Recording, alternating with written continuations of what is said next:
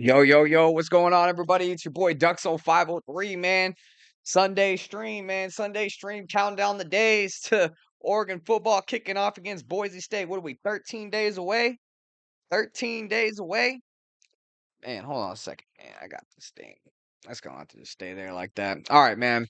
Let's get right into it, man. Welcome, man. Welcome in, man. We're continuing our 2025 rewatch series. If you don't know, man, since July, since we kicked off our streaming schedule full time. We go Thursday, Saturday, and Sunday. Here we go, man. We just did Road to Glory last night. Played some PS5 content. So if you guys want to check that out, that's already up on YouTube and Kick. Make sure you guys do the normal stuff, man. Subscribe, follow on Kick, YouTube, man. We're about to hit 1,500 on YouTube, man. 1,500. We're on our way there. So close, man.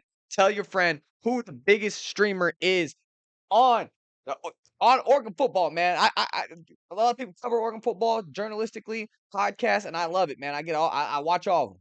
I watch all of them. But nobody's doing it like we're doing it, man. We're giving you IRL content. We're going to the games. We're going to Ohio State, to USC. This season's going to be big, man. It's coming quickly. So make sure you guys tell your friends to subscribe and follow. We just hit 28,000 followers on Instagram, man. That's by far our biggest platform. So growing on every social media platform as well. If you're not already, go ahead and follow us on there. Just search Ducks on 503. You guys know what to do.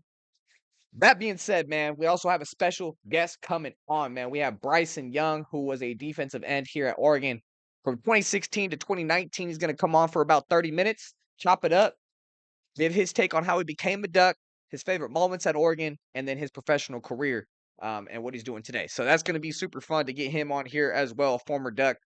But let's get right into it, guys. Bam, I got to get this all pulled up real quick. Bam. All right, let's get it, boys. Very few places in sports can bring the thunder like Autzen Stadium. The Oregon Ducks faithful have reached decibel levels considered dangerous to the human ear. And that certainly We got JMU first round playoff versus number 5 Oregon last year, man. We let them score too much points, man, in the second half, man. I will say that. Too many points in the second half, but I didn't actually attend this game. First playoff game ever in Autzen. Must have been awesome. A little too cold for me. And I just knew this was going to be a blowout. It wasn't a matchup that I really wanted to go pay the price that we're asking for, to be honest. But this was a great game. I mean, we started out hot. Just didn't finish too hot. James Madison may be the ultimate underdog, but the Dukes are undaunted. It's not about being the tougher team. You are the tougher team. This is just a beginning. Oregon seeks playoff redemption. What happened last year has nothing 2 weeks out. Yes, sir, bro. Cannot wait, man. Cannot wait. Only 12 teams in the nation get the chance to do what you're about to do. The only thing at stake is everything. You play for history. This is just a beginning.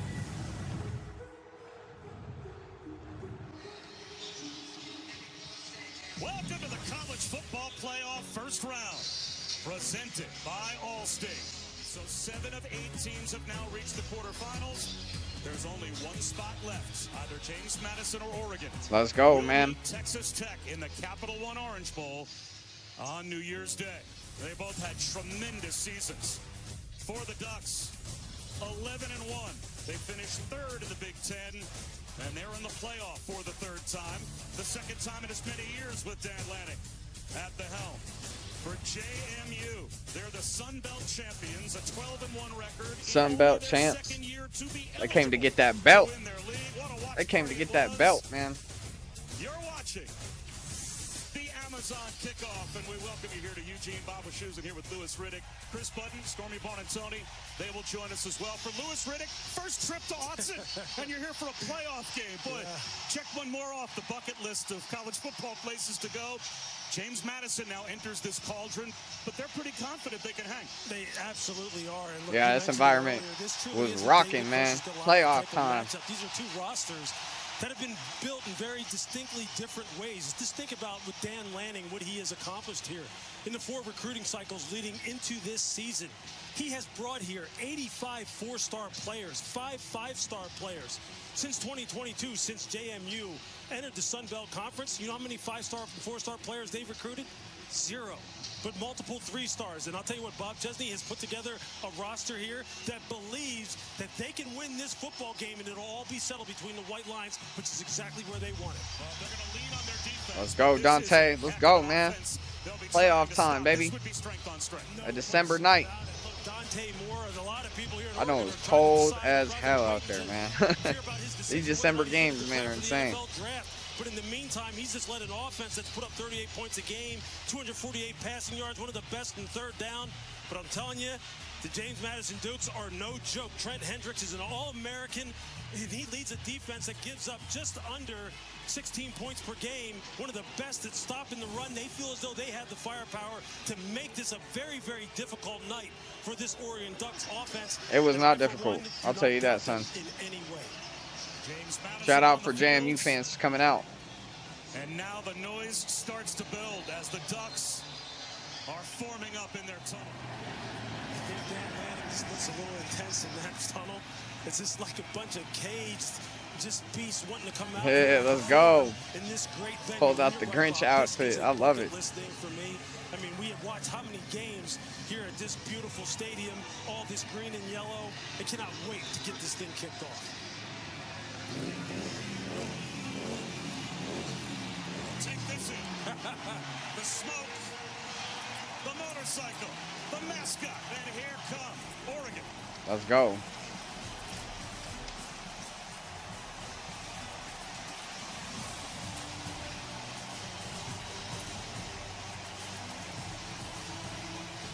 Man, people came out dressed up, lit. I love it. I love to see it. Appreciate everybody for following, man, for liking the stream. Love y'all, man. Let's love. Go Ducks. Go Ducks. That was Oregon.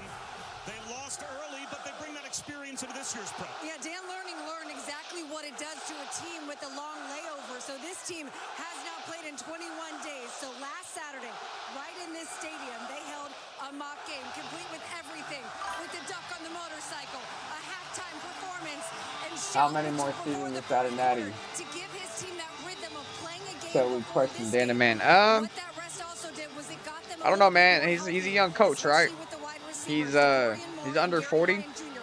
So to be honest with you, my take is give the man a couple more years, man. Give him a 5-year window from here. You know, that at least gives him a decade of coaching as a head coach to see what he can do. If he don't win it in 10 years, at least one, then you might gotta ask some questions, right? But I mean, this is gonna be his best shot so far, right? So we'll see. It's gonna be interesting.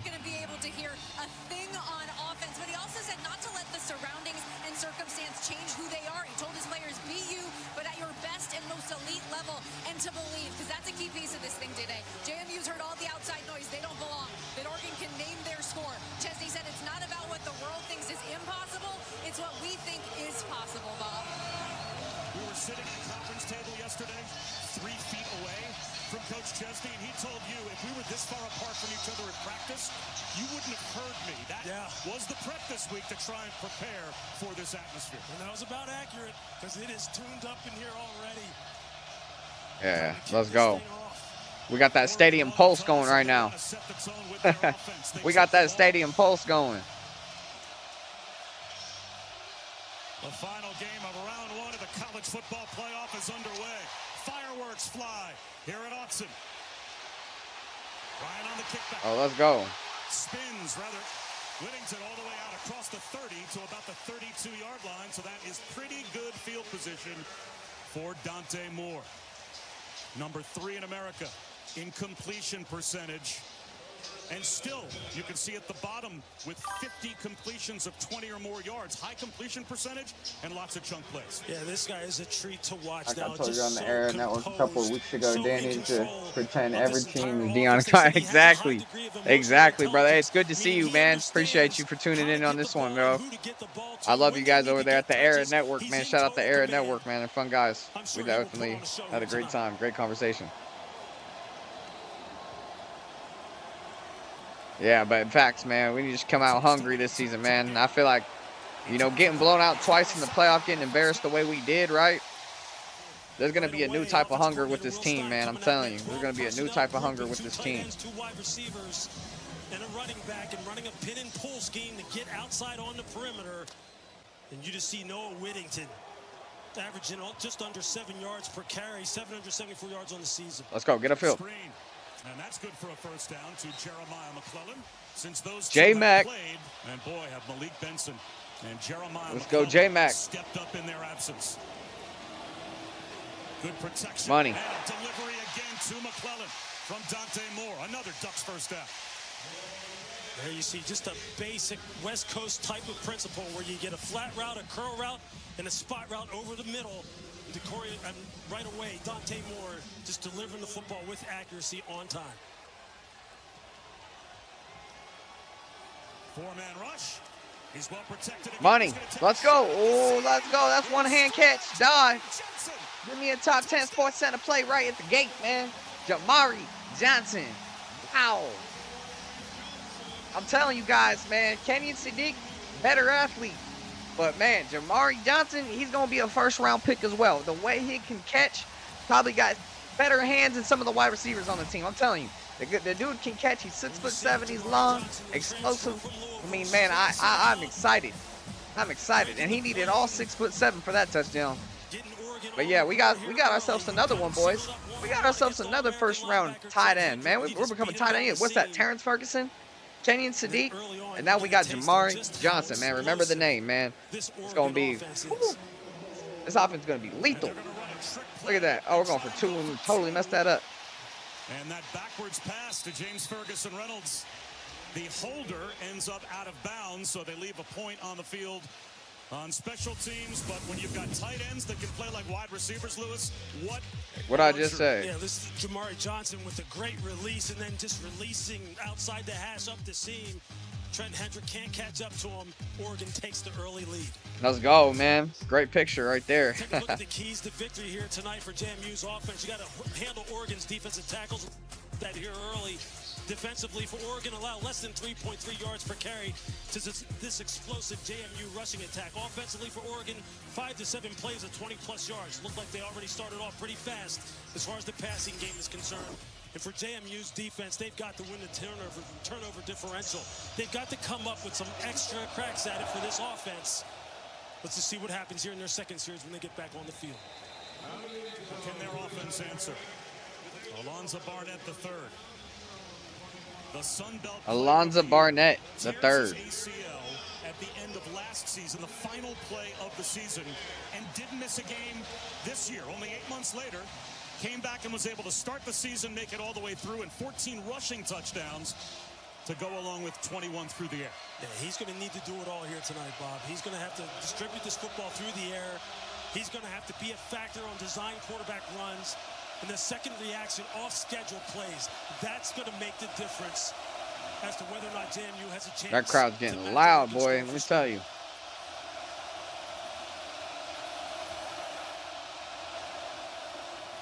Wayne Knight, not much on first down.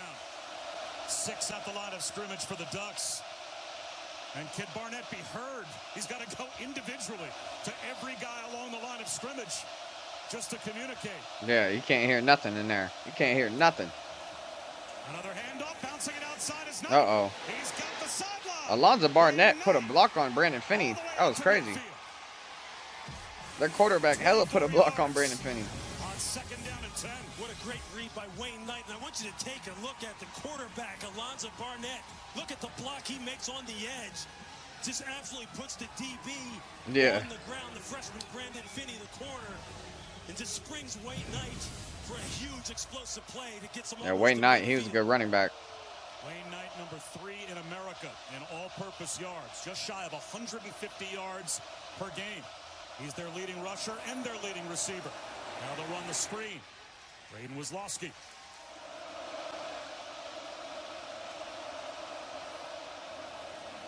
Losing the football and jumping back on top of it, it appeared. They got lucky. Was Barnett.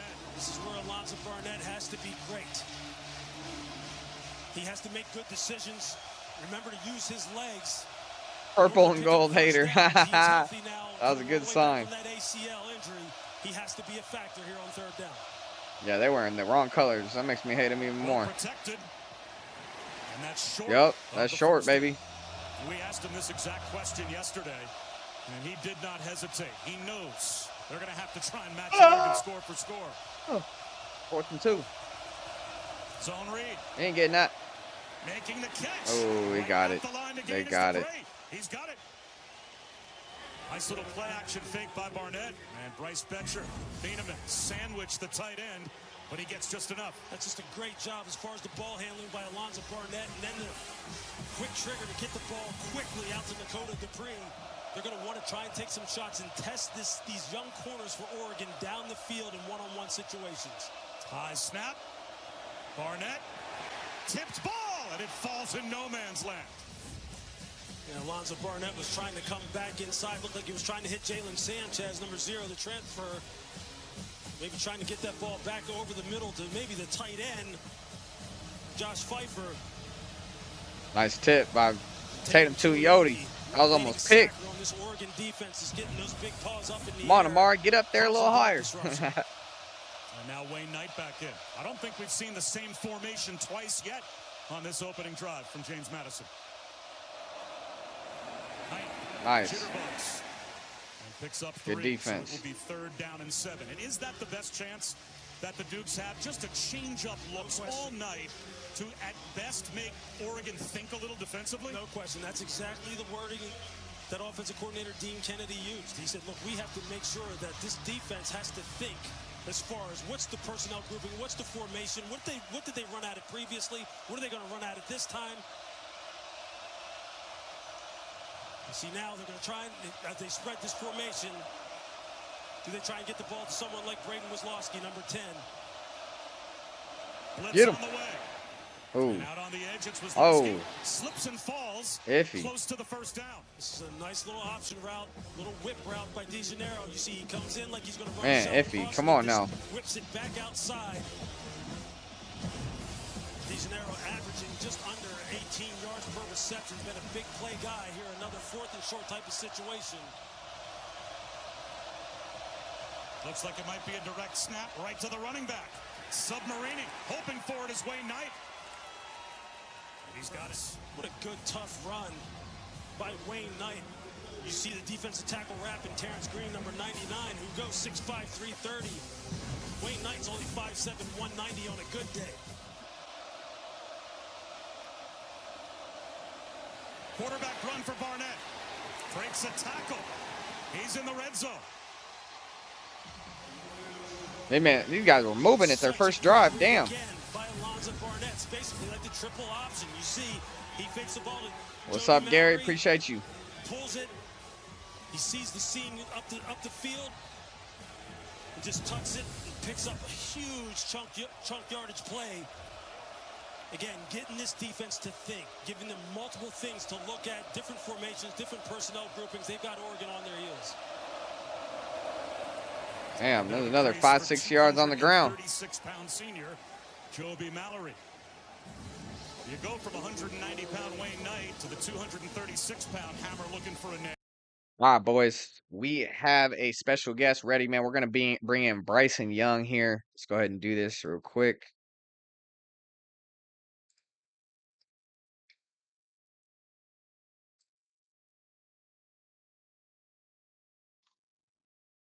Yo, what's up, Bryson? How you doing, man? Hey, what's up? How you doing? I'm good. Yeah, I'm doing good, man. Nice to meet you. Nice to meet you, man. I'm Ducks on 503. Yeah. We're live right now on all platforms, man. So say what's up to all the Duck fans out there, man. What up? What up? Go Ducks. Yeah, Good to be here. Thanks for 100%. having me, man. Oh yeah, 100%, man. We're excited to have you, man. You were one of my favorite players to watch when you were here at Oregon, man. Those games when you were here, man. Appreciate So yeah, excited to just have you on the show and go over how you became a Duck, favorite moments as a Duck, and kind of what you're doing today as well. And love the shirt you got on as well, man. Oh yeah? Yeah, no, I had to represent, definitely. Love it, love it. No. 100%. All right, man. So yeah, let me go here. For those who may not be familiar with Bryson, he played for the Oregon Ducks from 2016 to 2019 after coming to Eugene from Buchanan High School in Clovis, California. Bryson was highly recruited four-star prospect coming out of high school, and he went on to play 49 games for Oregon during his career. During his senior season in 2019, Bryson recorded 56 tackles, 5.5 tackles for loss, 2 sacks, and an interception and a fumble recovery. So after Oregon, Bryson continued pursuing football professionally, including time with the Arizona Cardinals and the New Jersey Generals of the USFL. Today, we're going to talk about the recruiting process, what ultimately brought him to Oregon, his experience playing for the Ducks, the lessons he took from his time in Eugene, his thoughts on this year's Oregon team, and what he's going to be doing professionally today. So yeah, man, thank you for joining us once again. We'll kind of just hop into your recruiting and how you became a Duck. I wanted to start, all the way back at the beginning here. Take me back to your recruitment. What first put Oregon on your radar, and what ultimately made you seriously consider the Ducks in your recruitment? Yeah, so I mean, I grew up in California my whole life, so I was actually a USC fan. Born and raised USC fan. My dad really had me on that. Reggie Bush all the way. So when I was in high school, I think the first big college to reach out to me was University of Michigan. That's when John Harbaugh got hired. So after that, that's when more of the big schools started coming in. I went to, I think it was in 2014. I went to a summer camp. I got invited to it, and my mom was like, "Yeah, you're going." So we drove up from Fresno. It's about 8-9 hours. Went to the camp. I think I still have the award. It was like best outside linebacker award or something like that. And then from there, they just recruited me heavily. Don Pelham was the linebackers coach at the time.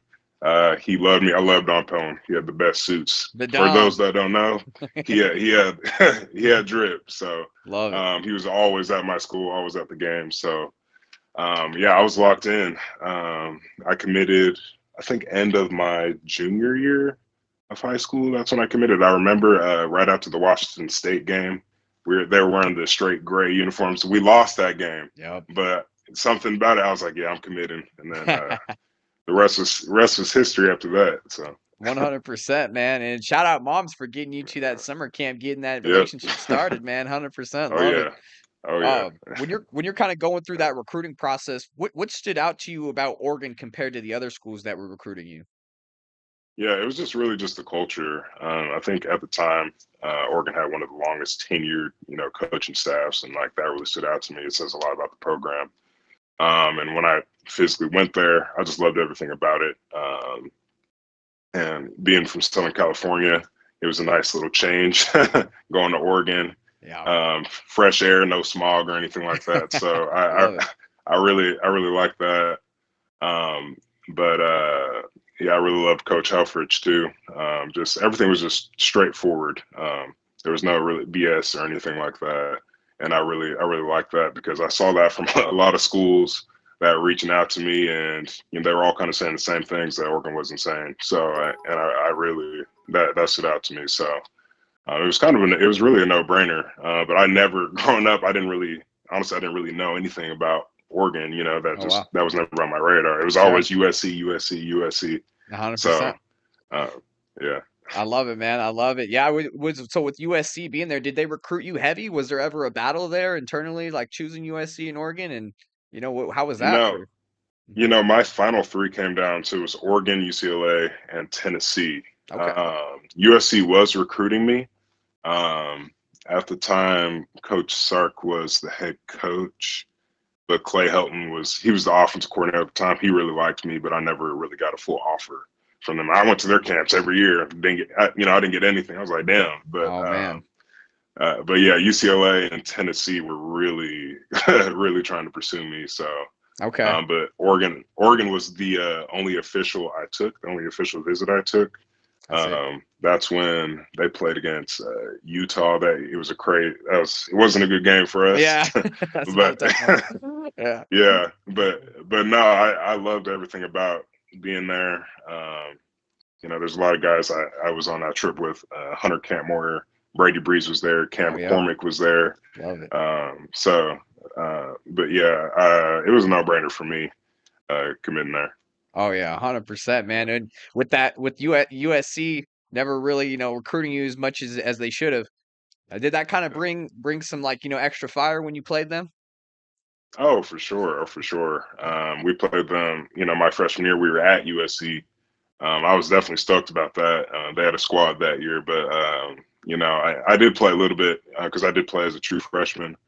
But yeah, that always stuck with me. Any of the schools that I thought would recruit me heavily and didn't, that to me, I use that as a chip on my shoulder. It's like, okay, they basically don't believe in you, so you got to use that as fire, which I definitely did use over the 4 years I was at Oregon. I love it, man. Looking back now, do you feel like that was the right decision for you, like going to Oregon for sure? Oh yeah, absolutely. I mean, I don't think anybody could have predicted, what was going to happen. Three different head coaches. Especially 2 years after being in the national championship game. I don't think anybody would have predicted that. But I still have zero regrets. If anything, I feel like I learned more from going through all of that. I feel like that prepared me for a lot of things, not just football wise, but in life. So I definitely have no regrets going there. I love it. I go back any chance I get. So Yeah. uh, yeah, Yeah, you came during that time in Oregon when there was a lot of change, and it felt like, change yeah, could either, disperse a team or it can make you guys come together even more. right, So how was that time for you? I mean, as a team, talk about that mentally and just what that did for your guys' yeah. team. Man, it was tough. I mean, at the end of my freshman year, we went 4-8. Like that's it's tough. Yeah, The year before wasn't even the standard when they lost to TCU, the Alamo Bowl. That year wasn't even the standard. yeah, So when we went 4-8, we're like, man, like this is tough. I remember Coach Helfrich's final when he got fired and we had the team meeting at night. Like I remember all of that. That was tough. So we over the years we never forgot that. We took that and we built upon that. So that's why, going into my senior year and how that year ended, it was so special for all of us because we'd been through so much, so many coaching changes. The Taggart era, he didn't even finish the year with us. So like there's right, just so much that really helped us, yeah, which it showed a lot about our team because a lot of guys I would either break them. At the time transferring wasn't really heavy as it is now, but if it was, maybe a lot of guys ideally would transfer in that situation. But the team we had, nobody was like that. That's part of the reason why I wanted to go there because I saw a lot of guys that just had that grit in them. yeah, 100%, man. Yeah, I feel like if you look at Oregon football the last like 20 years or so, you guys kind of Yeah, came in during that dip where it was kind of rebuilding, yeah, and then as you left as your senior, man, you guys left it off to where we're at now, competing for right, for natties and stuff like that. So right. 100%, man. I love to see it. Just kind of reflecting on your Oregon career, when you think about your time at Oregon, what's the first memory that comes to mind for you?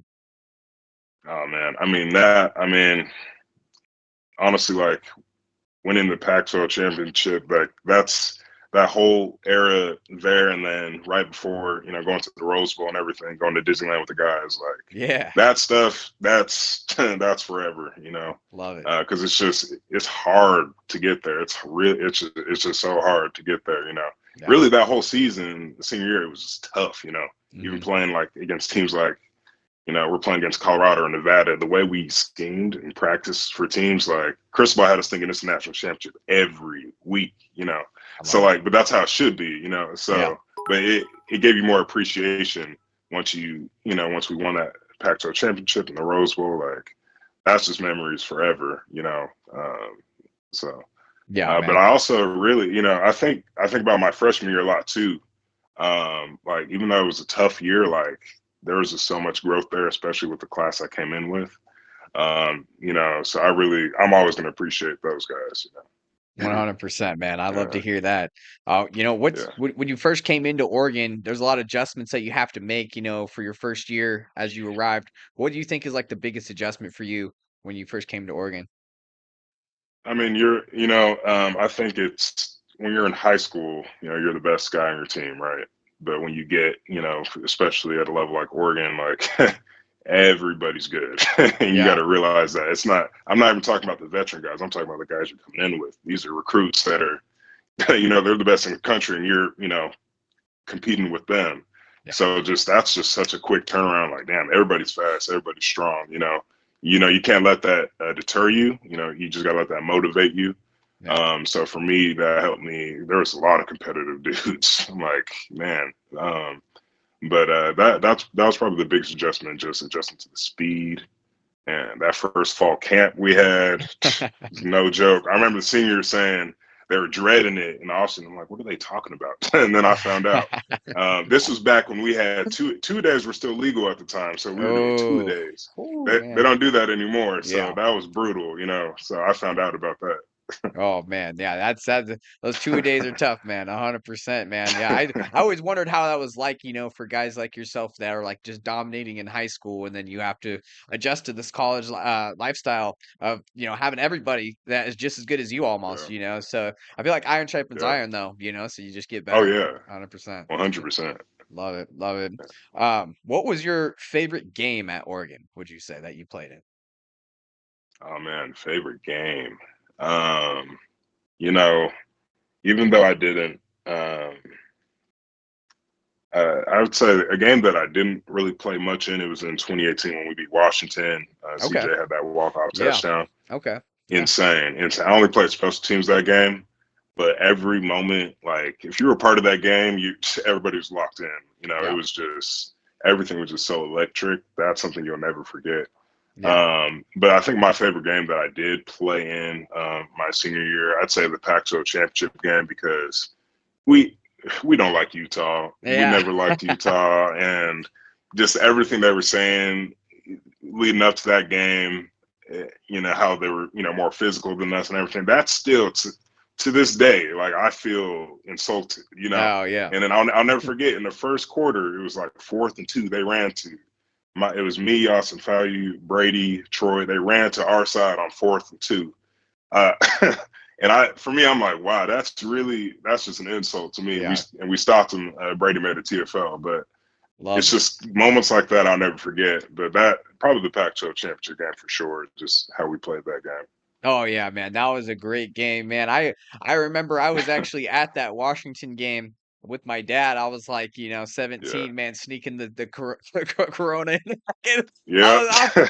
was I was jumping up and down. Yep. Yeah, I had Yep. yeah, I had Jalen Red, man, on Oh like a yeah. couple weeks ago. Yeah, we were talking about his catch Okay. in the end zone in that game, man. That was insane. Jay Hurd. Unreal. Yeah, that was Unreal. that was insane, man. Yeah, I love that game and the Pac-12 championship, man. That trophy's forever with the university, man. Your Yep. guys, your guys' team is Yep. sketched in on that, and it was a great performance. So yeah, Yep. those are some great times, man.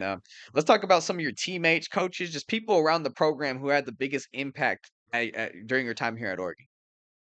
Yeah, for sure. I mean, off the bat, I'd say my roommate Brady Breeze for sure. We were roommates for 3 of the 4 years we were there. Love it. Straight dog, straight dog. Like a lot of guys. The thing I liked about him, a lot of guys, especially the older guys when we were younger, they would underestimate him. They look at his size, be like, "Nah, this guy is nothing." Like and then he will knock your helmet off, knock your cleats off. I mean, this dude was just pure grit. That motivated me, because also I didn't want to be on that guy on film, like, So, no, Brady for sure. We grew a lot together in college, and especially that final year, together. So we watched a lot of film together. We went to Bible study together every Love it. week. So there's just a lot of connection there for sure. 100%, Fat man. Mac too, Jordan Scott for Yep. sure. Fat Jordan Mac too. Scott. Yep. You know, You were yeah, not moving he's him off the if you line, man.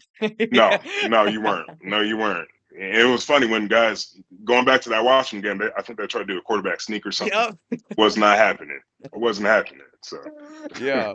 Yeah, man, yeah, that's awesome. Yeah, shout out Brady Breeze, man. Funny story, small world. He played at Central Catholic here in Portland. yeah, And we played in the same league. And I didn't play much on my varsity team, to be honest with you, just personally. But we did play against yeah, him. And we actually beat Central yeah. Catholic in 2017, man. We beat his team, man. He returned to Damn. kick that game against us, and it was my first time seeing Oh him in yeah, person. I was like, this dude is fast, man. Wow, this is crazy. yeah. But yeah, hey, shout That's out crazy. Brady Breeze, man. Shout out my Centennial Eagles for taking Central down too, Yeah. baby. I had to poke a little stick at Brady Breeze real quick. Throw it in there. Yeah, Yeah. 100%, man. Hey, it was crazy, man. It was a crazy upset win for us, so I have to remember that one. Yep. 100%. They had Lamar Winston too on the same team. Oh yeah. Oh yeah. Lamar. Oh Yeah, yeah. yeah, that was a good team they had. Yeah. All right, man. Let's talk about, maybe like we talked about a lot of good times, but was there ever like a tough part of time at Oregon? And, I know there's ups and downs in your Oregon career. Like, talk about some of the tougher times and how you worked through it. Oh yeah, I mean, probably my sophomore year for sure. When we had Coach Taggart, like that was a tough adjustment year, just in general. You got new coaches that don't know you, they didn't recruit you, and they only view you based off that 4-8 season. Yeah. So there's already prejudgment there, and like that was just tough to work through in general. But I think I would say the toughest moment, honestly, was the Red Box Bowl in 2018. Just the whole week of practice because I knew I wasn't really going to play at all, even though I felt like I did. I think that year I'd won. I was on scout team a lot. I think I won Scout Team Player of the Year or something like that. Because I just had a chip on my shoulder Yeah. every week. Love it. And it just felt like at the time that I was, it was going unnoticed, and I had a lot of doubts with myself. I definitely talked down to myself a lot. Like what's the point? Like some practice I didn't even wear. I always wear gloves. I didn't wear gloves. I didn't wear a mouthpiece. I was just like, eh. But I really look back, and I was going into my senior year once we hired Coach Avalos. He showed me he looked at everything. He showed practice tapes. He was showing me on scout team. And when he did things like that, I'm like, damn, like it's crazy. He noticed that, even Coach Cristobal noticed too. When me and Gus Cumberlander were on scout team, he pulled us aside and like, hey, your work is not going unnoticed. Just keep doing what you're doing. It was little things like that that would push you along for sure. And ultimately, come spring in 2019, that's when I started to really emerge, go up the depth chart. Yeah. I actually have a crazy picture where it shows the depth chart in spring. One of the GAs took a picture of it for me. I was at the bottom. Like Oh, there's 7 man. outside linebackers. I was Wow. at the bottom going into my senior year. That's crazy. So if that doesn't put some fire in you, Yeah. I don't That's know what nuts. would. So Right. yeah, so I Wow. looked at that every year. I printed it out, put it in my locker. Yeah. That's really what drove me. And then eventually I ended up starting, my senior year. And I guess the rest was history. But yeah, Love it, man. Yeah, that's a great story, man. That definitely motivate me as well, man. I love it. I love that story, man. yeah. 100%. What did playing at Oregon like teach you about discipline, preparation, handling adversity, and like, how did it change you as a person away from football as well? Oh yeah, I mean that the whole thing. I mean, I think the whole picture, the whole 4 years was kind of the perfect story of overcoming adversity. I mean, when you're going into Oregon, they were 2 years ago. They were a national championship game. You got as a young kid, you're looking at Nike and everything. Everything is glitz and glam, but it was like a tornado went through us the first two Yeah. years, and we overcame that despite the odds. I mean, we easily could have folded easily so many times, but Mhm. that helped me grow as a person. And the amount of you know having three different coaches, three different playbooks. I feel like I learned every defense there is to learn. That helped me, Yeah. especially going into the pros. Going into the pros, that helped me because I was like, damn, like I know that. Oh, Coach Jim Levy ran that defense. Yeah. Oh, okay. Coach Ablos, oh, Brady Hope had this form of defense, so I learned more. And that really helped me with my preparation as well. I forgot Brady Hoke, So man. You brought him yeah, up. I was like, "Oh, man, I remember that." Yeah. yeah, He was there. not Yep. great memories from that year. Yep.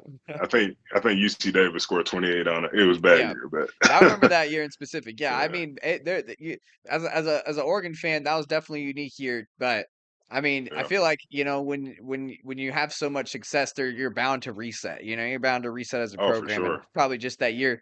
I'm just thinking in my head too, like. Thank God, like the transfer portal era wasn't around yet, because it really showed Man. you guys as a team to stick together, and you had to Yeah. at that point in time. So yeah, I mean, there's a Yeah. lot to learn in those moments for sure. Oh, for sure. Oh, for Yeah. sure. 100%. Is like talking Uh, about this year's Oregon team as well. Have you been keeping up with the Ducks or anything like that? Oh yeah, I mean, this is like I don't want to be, one of those that's always saying, "Oh, this is the year, this year." This is the year. I love it. This is literally the year.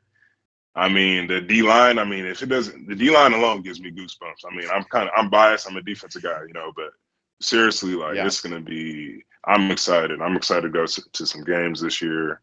Kind of be a part of that. They're building something over there, and it's gonna be a big year. I know all the fans are excited. I'm definitely excited. I've been counting down the days. A couple Yeah. more weeks. Yep. 2 I'll be weeks away. watching. Yeah, so yeah, I can't wait. I really can't wait. To watch. I love watching. They post it all the time on YouTube, the behind the scenes stuff, and Yeah. Yeah. I, First, I first I snap. love that. Yeah. Yeah, and I love, there's some guys, I played with, I know like George Moore, Ryan Walk, working with the O line. I love seeing that. Those guys, they Yep. got great energy. So, I'm excited, man. 100%. Yeah, man. I mean, look, I love Ducks, man. I grew up an Oregon fan. I'm a big time fan, and there's not a lot of years I can go into the season where I could say like Oregon probably has the best defensive line in the country as a whole unit. Like, I mean, like there's been Yeah, some crazy D lines here, right? Crazy players, but just like as a yeah, unit, man, this unit coming in is insane, man, and it got a lot of experience. yeah, The only thing with me is they did rank like 47th in sacks last year, which doesn't right, impress me, but like, the yeah, experience they have, there's a new defensive coordinator in town, Chris Hampton, yeah, so I'm excited to see the changes he's gonna make schematically and see the havoc rate that we can get with those guys 100%. yeah, Any players on the team that you really yeah. have an eye on or anything like that? Oh yeah, I mean, it's definitely. I mean, on D line, Tatum Tuioli, Uyunglele. I mean, these dudes are. Like, I watched them. I watched them all. Every game. Those are the Love it. first two I'm keying in on. Sometimes I like to imagine what I'm going to do, and Yeah. then I see what they do, and I'm like, damn, like these dudes got. They have a lot of experience coming back. I don't see. I don't see how anybody's gonna block them. I know they're probably bigger, stronger this year. DBs look good too. They look really good. I love that Texas Tech playoff game last year too. Like these dudes, I think that's like some foreshadowing into what this year is going to look like the entire season. So I can't wait. I can't wait to watch these guys. I love it, man. 100%. Yeah, I'm super Yeah, excited. From a former player's perspective, what do you think is yeah. like the biggest key for Oregon to have a successful season? I mean, they just got to take it one game at a time. I feel like you kind of have to do a bit of you have to forget last year, but use it as motivation as well. Like the games against Indiana. Of course, that always hurts. You want to get back to that point, but at the same time, you have to recognize this is a new year, so you got to take it one game at a time. So all I'll say is Boise State, Boise State. Like One hone game in at a on that time. one game at a time. That's all you can do. You can't win them all in one day. So, one game at a time and really hone in on the leadership. That's, from my senior year, that's what helped us.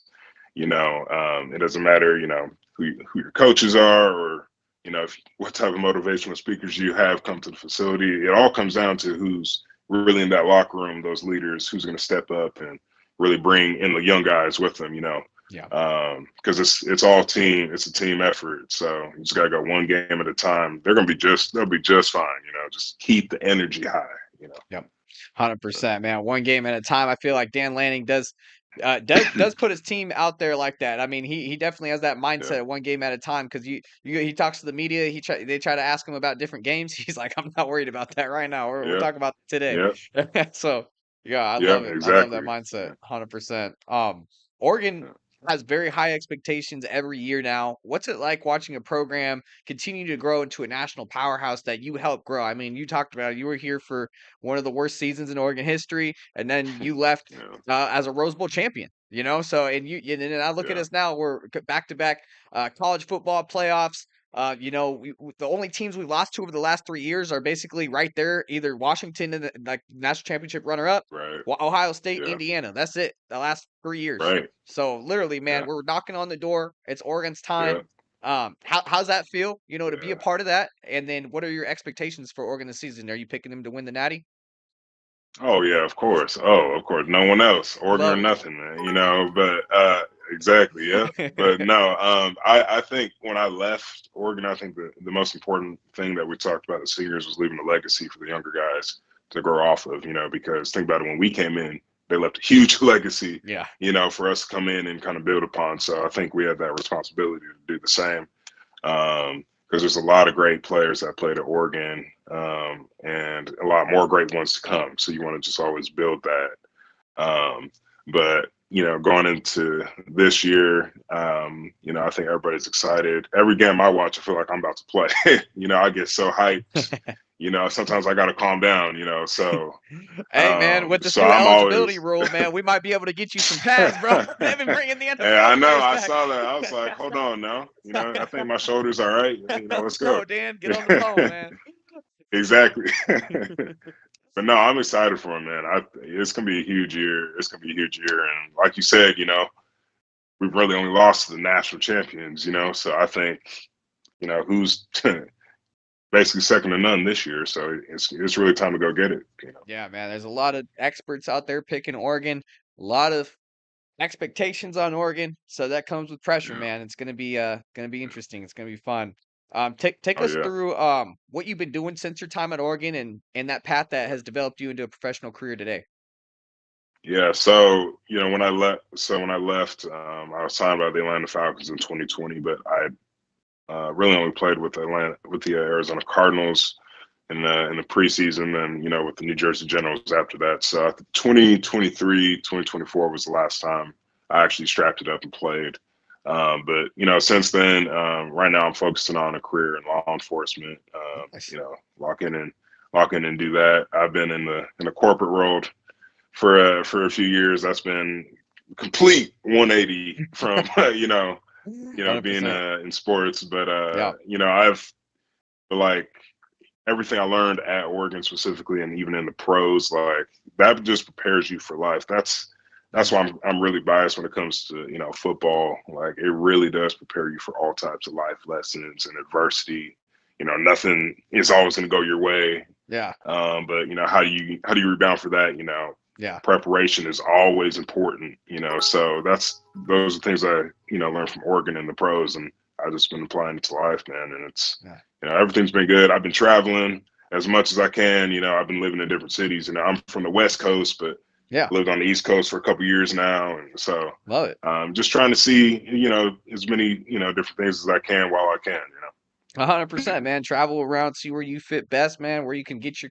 your professional career going in law enforcement. You should have told me that before I told you that I took a drink of some Corona when I was 17. But Hey man, I'm I was just taking kidding. notes. It's all right.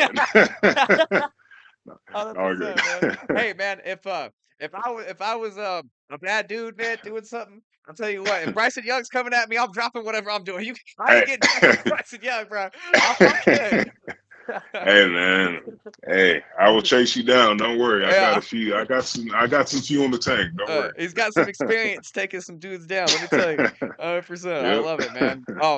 What kind of biggest challenge, transitioning from college football, professional football to now you're in the professional world trying to, go into law enforcement and stuff like that. Yeah, I think it's always tough as an athlete when you've been doing something since you were like 6 years old and you're used to that every fall, and then all of a sudden that stops. Like you're like, what do I do? Yeah. It's definitely a quick. It's hard to adjust. I don't think there's any easy answer for that. But it's really based on how you handle adversity and during that time you did play. And that's what's really helped me. Even though I'm not playing anymore, those life skills are still the same ones I used when I was playing football. So really, I go about life the same way. The only difference is I'm not putting on a helmet and fall. Yeah. I'm so thankful for everything. I'm glad during college it wasn't a smooth ride, because I feel like I wouldn't have learned much, or if the transfer portal thing was a thing back when I was playing, and I kind of took that easy way out. I don't know if I would have learned the same lessons that I have now. You know what I mean? Exactly. Yeah. So I'm definitely grateful for that for sure, and it's definitely helping me right now in life for sure. I love it, man. 100%. I always like to ask former players this too. Has coaching ever crossed your mind? Like maybe trying to get into coaching or anything like that? Oh yeah, 100%, 100%. I am always gonna have a strong passion for the game. Anytime I'm able to give any younger guys advice, I'm going to because I get it. I get that road, and some guys that don't really have the right mentorship. Sometimes it just takes that right coach to get you where you need to be. That's what happened with me. When Coach Avalos came in, that's all I needed. That just helped. Yeah. So yeah, I think about that all the time. I think about it all the time. So I'm definitely something I would love to consider as well. Oh yeah. But we'll see what happens. Yeah. If you're listening, Dan Lanning, I don't know if he is, but hey, man, give him a call, man. We need Bryson Yeah. Young on staff. We might even figure out some eligibility rules, get him on the field, baby. Let's I go. know. Hey, I know. Hey, even put me on kickoffs. Shoot, I'll Yeah. do it. It feels like every dang update from ESPN, it's like a new update, man. We're gonna have like I know. we're gonna have retired athletes being eligible soon, man. I know. I'm like. It's I'm crazy. like, man, I saw that a few days ago. I'm like, wow, I don't even know how that's gonna work. Yeah. That's wild. Yeah, that's a whole segment. We could talk forever on. It's pretty crazy, man.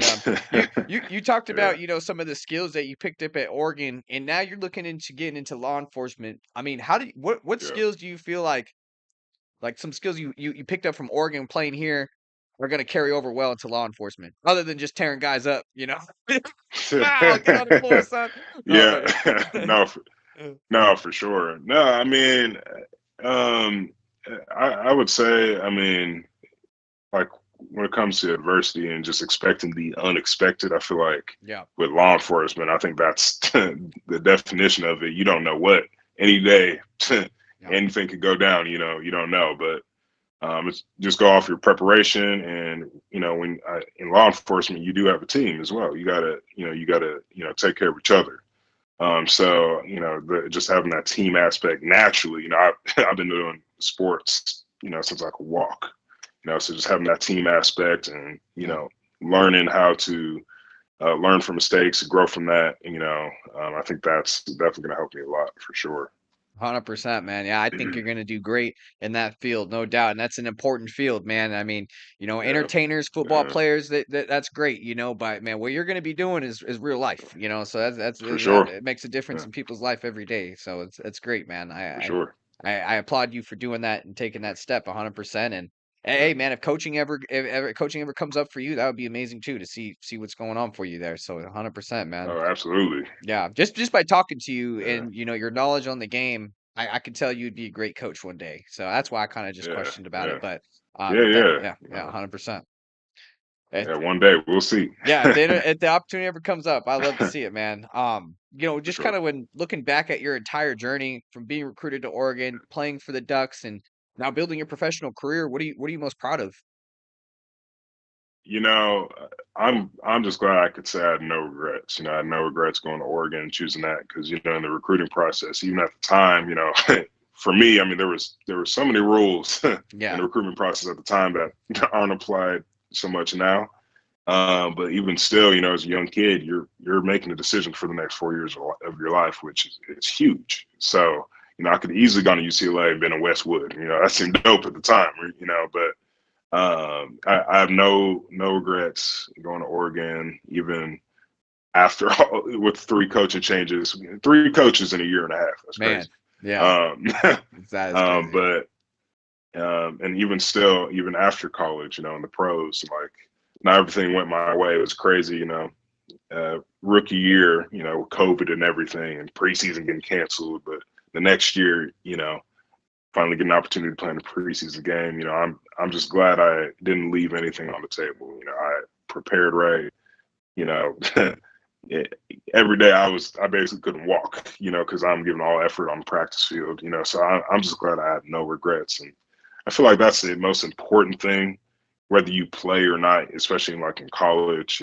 Whether you're a walk on or you only play on scout team, like you don't ever want to have any regrets. No, you don't want to wish you could have done this or woulda, coulda, shoulda. So Yeah, I'm glad I don't have any of that. So I love it. except my interception my senior year against, I wish I stayed up. so I could have ran it in. Oh yeah. That's the one thing, but Yeah, 100%, man. Yeah, that's great. I'd love to hear it, man. Yeah, I mean, just kind of, putting myself in your guys' shoes, in your shoes. It's crazy to see, like I said this already, but just to see, how you came into the program, the year you guys had to how you left it was just total yeah, 180. So that's yeah. amazing, man. 100%. What does being an Oregon Duck mean to you today? Oh yeah. I mean, it's great. I think about this thing that was said to me in fall camp, I almost said rookie year, my freshman year. And it was after our first practice, and Coach Helfrich was saying, just because you have the O on your helmet, O on your chest, that doesn't mean, you're gonna go undefeated or you're gonna go to the national championship. You have to earn that. Yeah. That stuck with me for a while, and, because a lot of guys, I think, you just throw in that uniform, that's, who you are. It's almost like I'm a big, superhero fan, Yeah. like with Spider-Man, just because you throw on that uniform, or Batman, you throw on that uniform, that doesn't make you that superhero, So Exactly. Nope. for me, that always stuck with me. And, leave after Oregon, leaving that legacy there, just seeing how, to this day, it's crazy.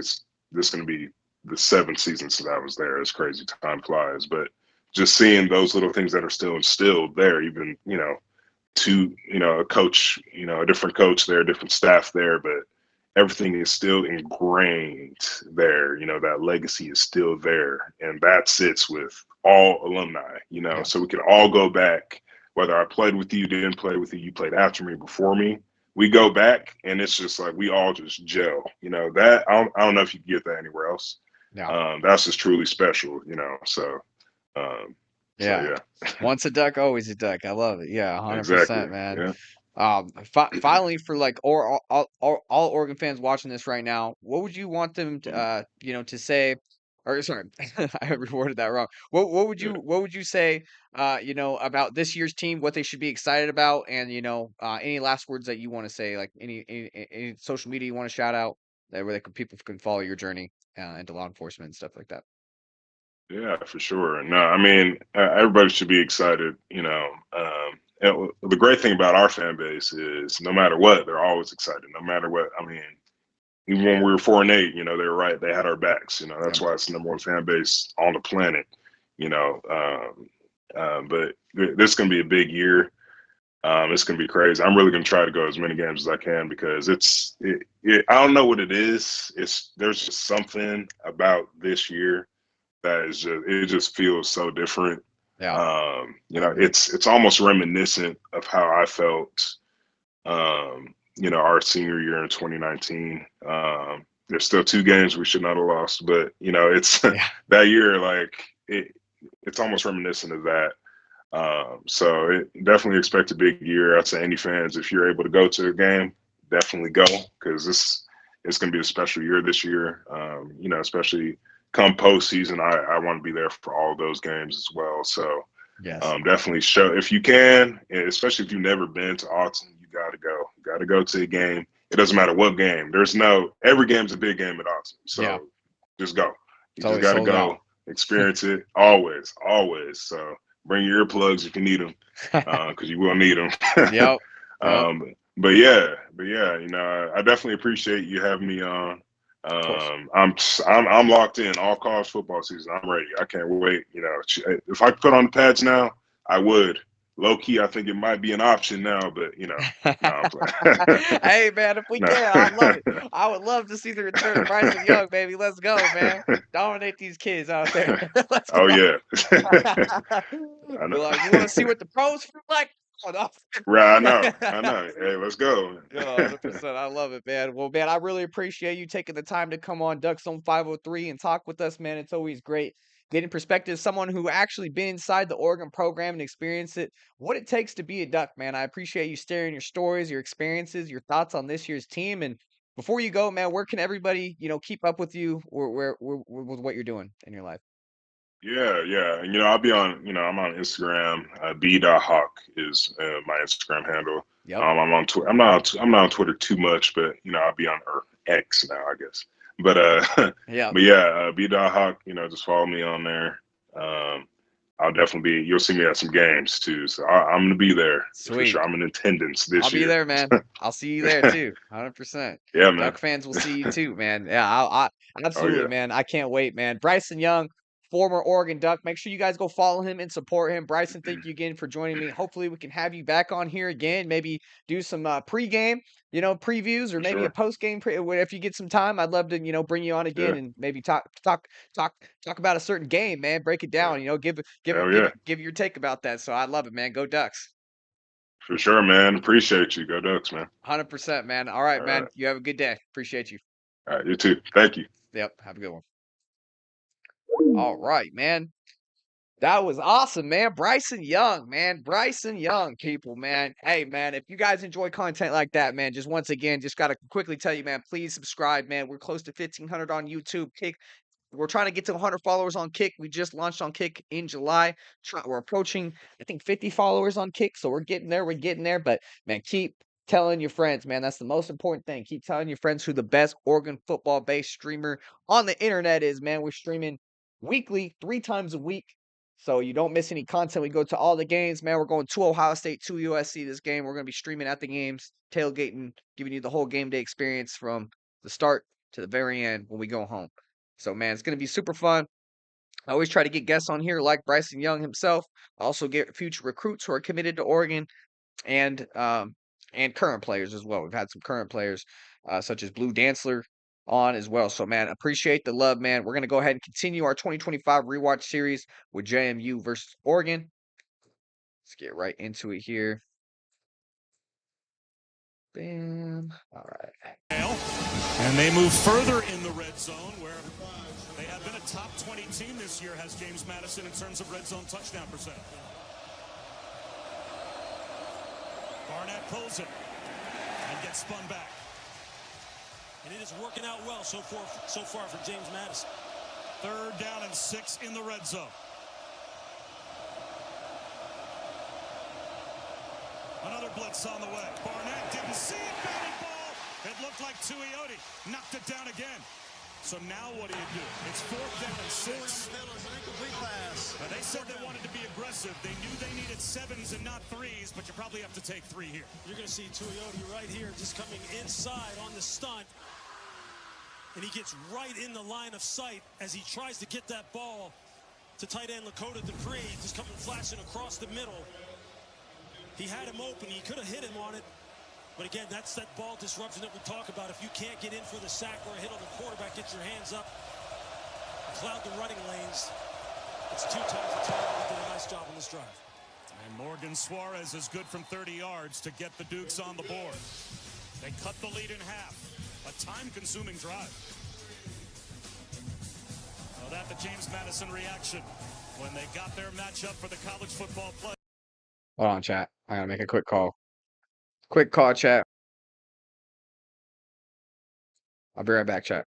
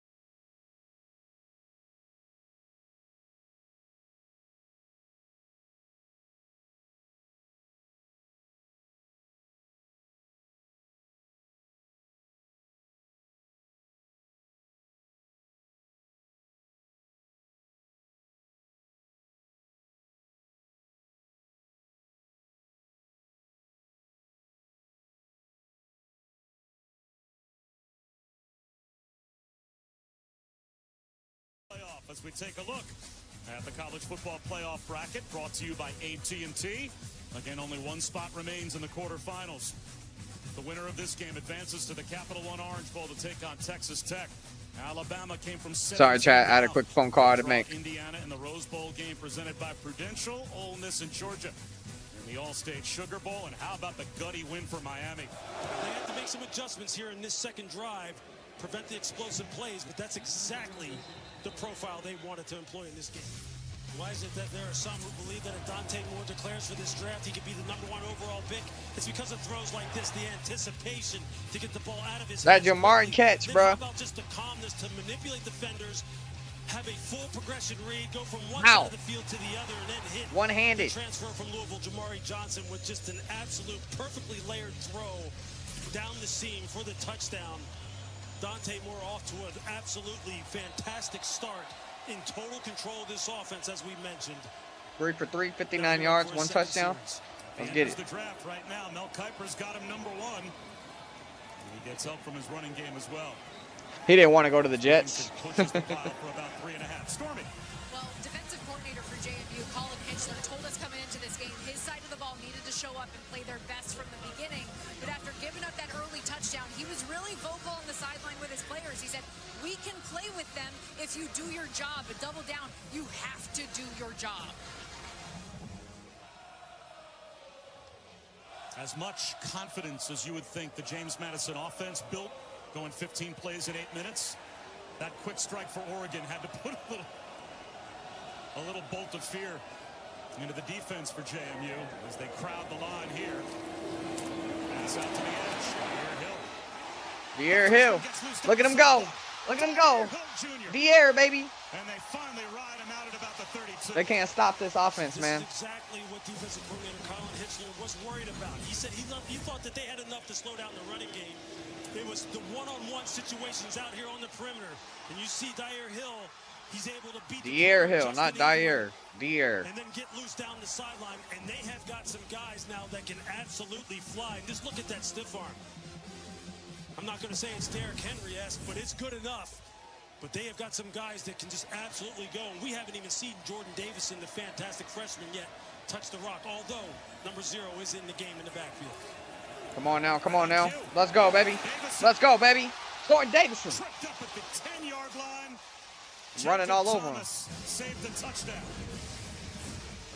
This here you see it. You're going to see Davidson just get outside on the perimeter and then get downfield. And you see the freshman, the other fantastic freshman, Decorian Moore, with the block downfield. Davison again to the 5-yard line. It'll be second down. You have to make this offense more one-dimensional. Right now, they're having their way. Let's go. Touchdown, baby. Dante Moore. That's Heisman, the number 5. We need to use his legs this season just like that, especially in the red zone. Use his legs. Make the defense have to fear his legs. Let's go, man. And I love the Grinch. And I love the Grinch. That's hashtag Heisman. Replace the S with the number 5. Hashtag Heisman. Replace the S with the number 5. It's just like you draw it up in the meeting room.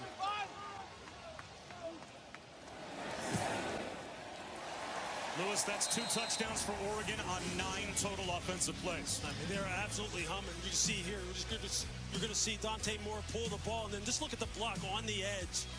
And then it's just a foot race to the corner. Oregon absolutely on fire. Well, if you want the truth, it's this Oregon offense so far. 13 points on 9 plays.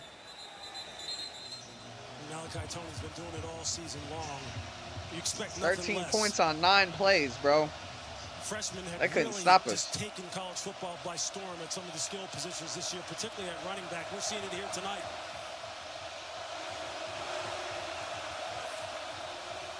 Quarterback keeper again. Oof. Barnett.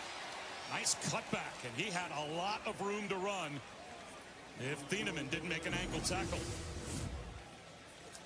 Just watch this right here. Watch this one-on-one between Barnett and Jerry Mixon, the linebacker in the middle of the field. Just look at the move he puts on him right there.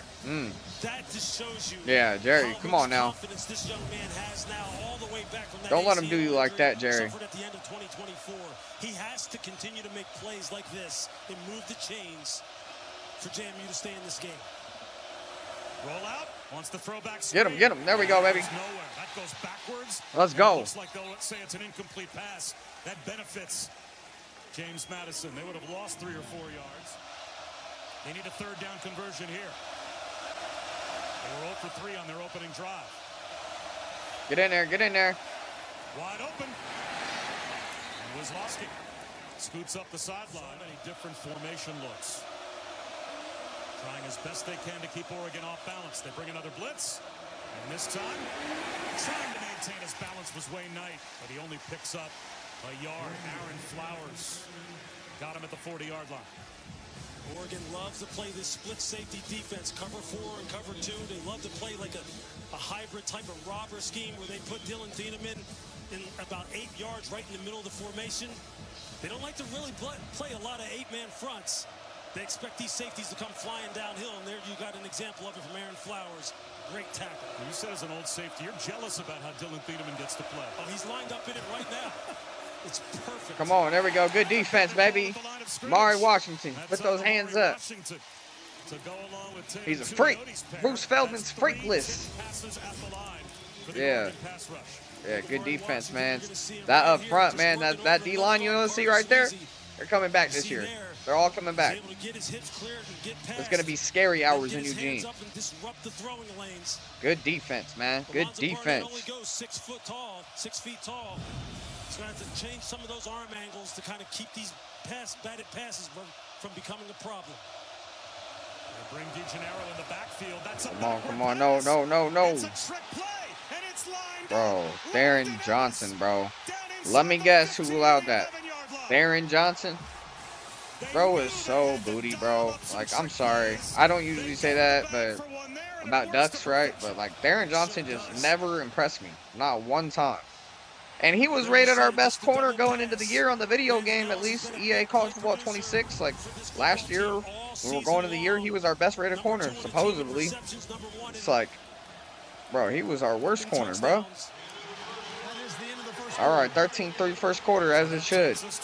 Our offense pretty much just dominated. They couldn't stop us. One-handed catch, that was beautiful. First quarter, a one-handed catch by Jamari Johnson. That was touchdown number 1. Followed by the Dante Moore scamper. And the Ducks have the 10-point lead. Set for the start of the second quarter, the final game of the first round of the college football playoff. I left my heart in Oregon. Oh. Defensive line shifted pre-snap. False start. Offense. Right guard. 5-yard penalty. Still first down. Got to stay locked in, stay focused. Ducks bring another blitz. Barnett. Oh, wrap up. Tackle, but only picking up about a yard. Good hit. Second and goal. Come on. Get in there. Nope. Theron again. What is he doing for us? Out of bounds. Absolutely not a goddamn thing. Like, bro, what was that? Bro, you even had, like, the edge on him. You had the angle. You still fell down in your face and didn't even make the tackle. Like, bro, look at this. Like, he sees it right here. You have the angle, and bro just falls on his face, bro. Like, Theron, bro, you gotta be the worst damn corner I've ever seen in my life, bro. I'm sorry. So now it's second down and goal, but from the 23-yard line. Barnett off his back foot. Oh! Incomplete. He threw it behind Dupree. Just another nice play design where they were just trying to sneak the tight end out, Logan Dupree, or Lakota Dupree. Yep.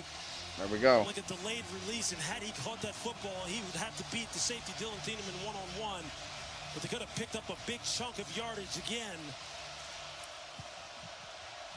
Now here we got 3rd and goal.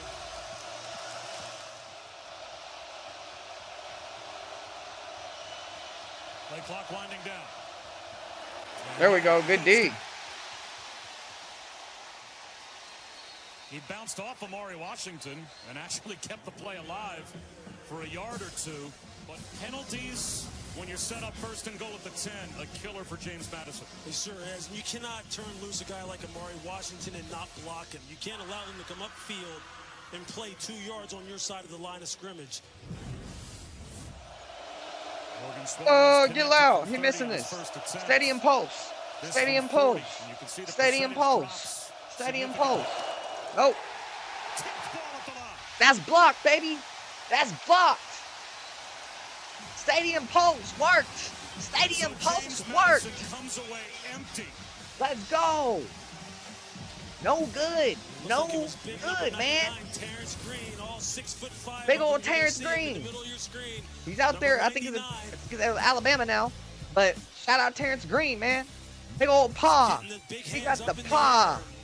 JMU coach like, man, what the hell, man? Redshirt freshman Tion Gray. It was Tion Gray. Celebrating with Terrence Green. It was yeah. Hey, he's gone too. I think he's with Notre Dame now.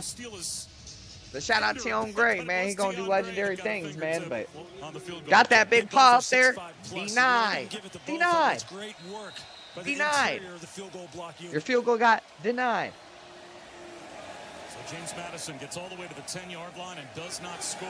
Now their defense needs a stop. As Oregon has gone right down the field for touchdowns easily, and now Dante Moore back to throw. He wants it all again. That's underthrown. Oh. Flag out. Yep, PI. Malik Benson, the intended receiver. Pass interference. Defense. Number 7. 15-yard penalty. Automatic first down. It's one of the most difficult things for a defensive back to do is when he's trying to catch up and get back in phase on the underthrown ball. Yeah, that DB was lost in the sauce, man. Oh, that flag. Can't be lost in the sauce. A penalty like this that just lets the offense off the hook, because that was a ball that seemed to just get away from Dante Moore. He wasn't able to get a lot on it. Now you got a fresh set of downs against an offense. All right, hold on, chat. I got to answer this phone call one more time. I'll be right back.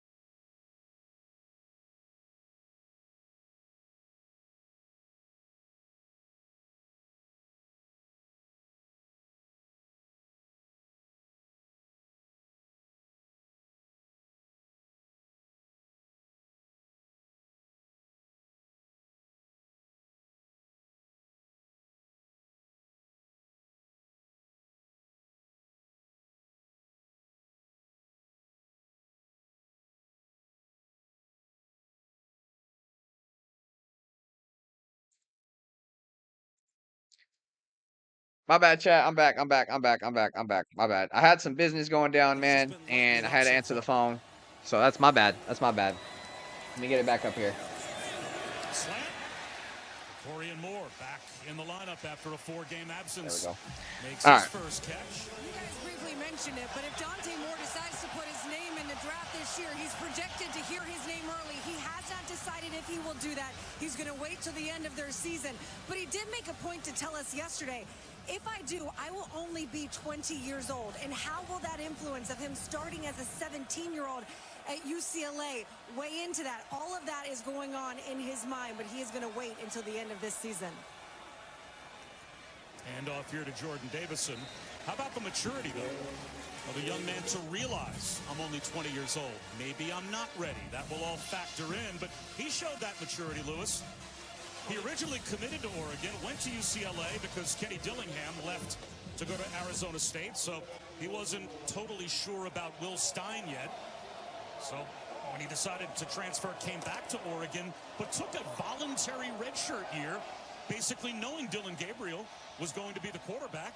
How many quarterbacks would do that? Not very many at all, and it has paid dividends for him because, as you can tell, just by his body language and way in which he executes this offense. Here we go. Here we go.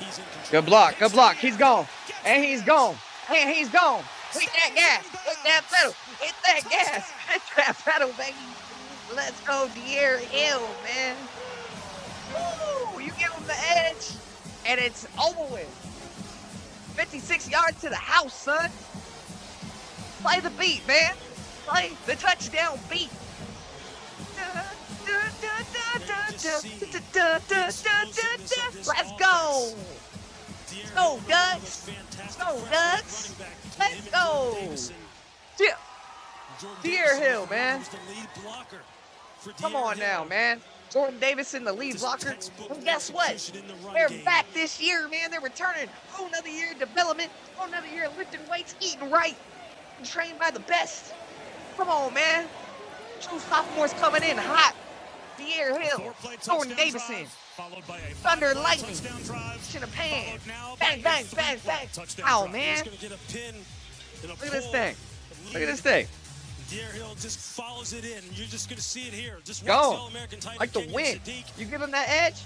Jordan Davison with the block. Gone. And then it's just off to the races. Just stretch out those great job. Great job, man. Great team play right there, man. Just looks unstoppable. Unstoppable. De'Aaron Hill. And this Oregon offense Let's go. has been hitting on all cylinders. You see Dante Moore early in the football game hitting Jamari Johnson down the seam. And then here on the zone read, Dante gets out on the perimeter and makes the perfect decision.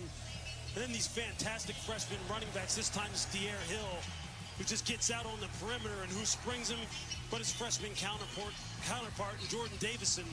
Let's go. These two young running backs in combination with Noah Whittington are just unbelievable. And just look at these statistics.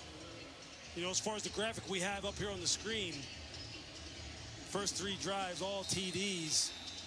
Dante Morris has been absolutely perfect throwing the football. 5 for 5 for 104 yards.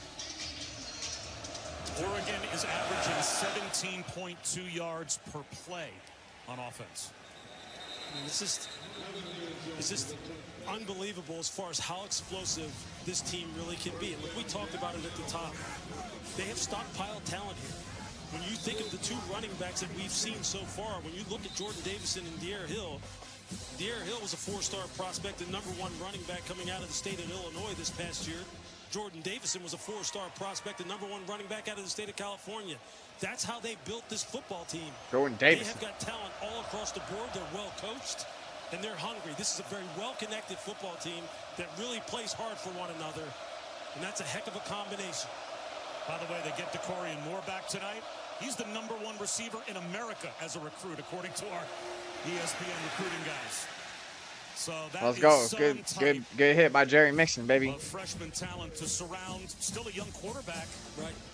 But right now, if you're JMU and you're Alonzo Barnett, you have got to find a way to get in the end zone, not settle for threes.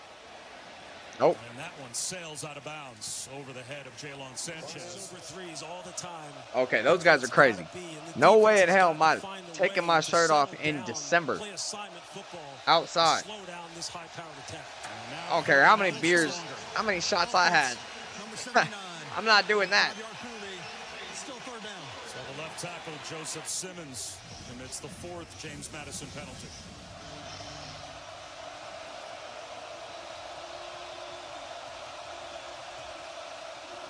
Four-man rush. Barnett from a clean pocket.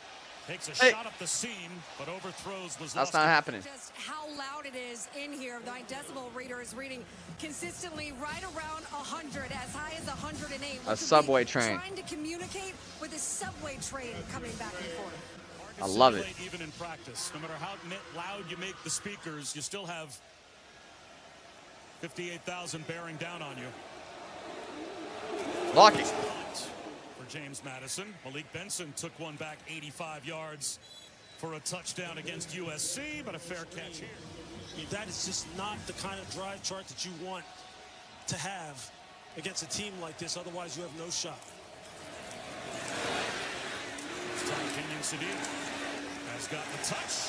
He primes out 3 hard-working yards. But Kenyon Sadiq, fantastic prospect in his own right. He will hear his name called very soon in the NFL draft this spring. Kenyon Sadiq. Moore. Whole shot to the sideline. J-Mac. McClellan That's a catch. reaches back That's a to catch. make a terrific catch right at midfield for a first down.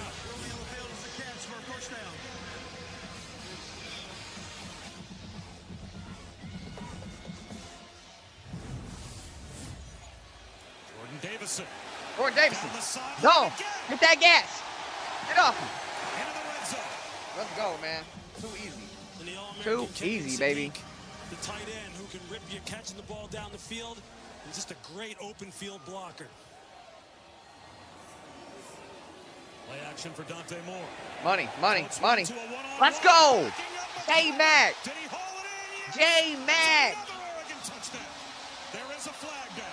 Call somebody. The flag is his PI. The flag is it's his PI. Holding. Defense. Exactly. Number 7. Call your local DB. Say he got cooked. He got cooked. 1-800 Jeremiah McClellan. Just run the out and up. 1-800 DJ Barksdale. Jeremiah McClellan. McClellan's able to fight through. That boy got cooked and he had to hold on at the same time. He got cooked. He got cooked. He's crisp. He's burnt, man. He got burnt by Jeremiah McClellan. 1-800 J-Mac. 1-800 J-Mac. On the line. They have really picked up And the what a slack throw and by developed Dante a Moore on great top of that, rapport man. with Dante What a Moore, throw and by they haven't Dante. skipped a beat. That's hashtag Just Heisman. continues Replace to show the on the S football with a field. number 5. 4 possessions, 16 total Let's go, plays, man. and 4 touchdowns. Look at that beautiful throw. Look at it. There you see it. Dante Moore just 1-800